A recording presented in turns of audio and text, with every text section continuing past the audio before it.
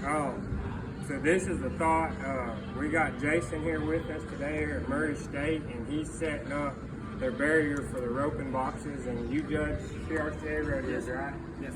And you set these up for PRCA rodeos, so it's a legit set of barriers.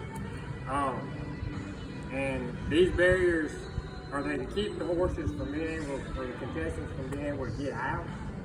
They can break it if they want to, huh? Yeah. All of them.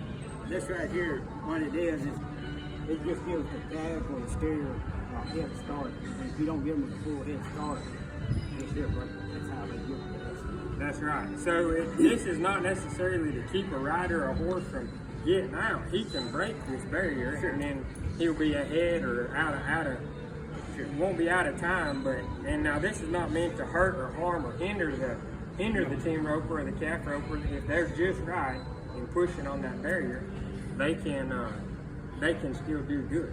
Oh, yeah, sure. They can still make a good run and actually win some money together. They don't hurt your head or the horse whatsoever. No, nothing. And so this is not meant to be any kind of a foul to anybody. But if you get out too fast and too hard, you'll foul. So, that's just something in the cowboy world. And a lot of people know what barriers are and stuff like that. But the reason I come over here and bother Jason when he was finishing all this up is while I was thinking about this also too.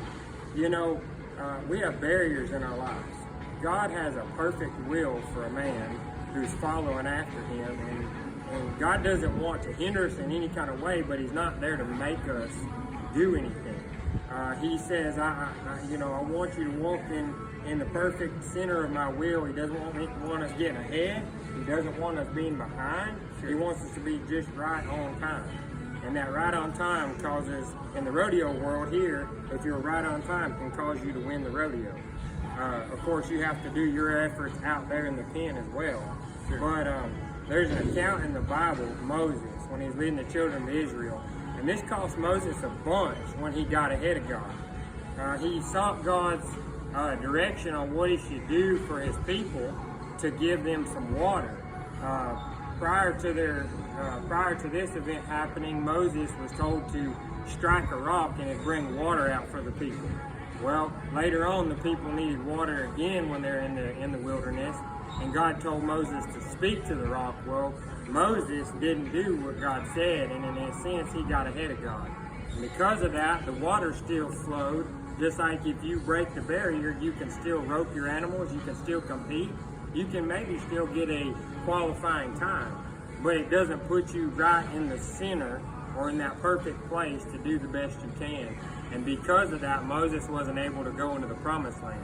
He still led God's people. He was still God's child. God loved him.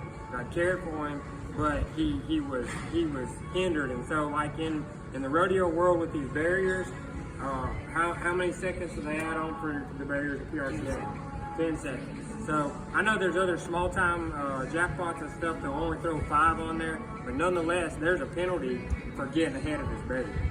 And at times, folks, we got to remember there can be penalties in our lives for getting ahead of God.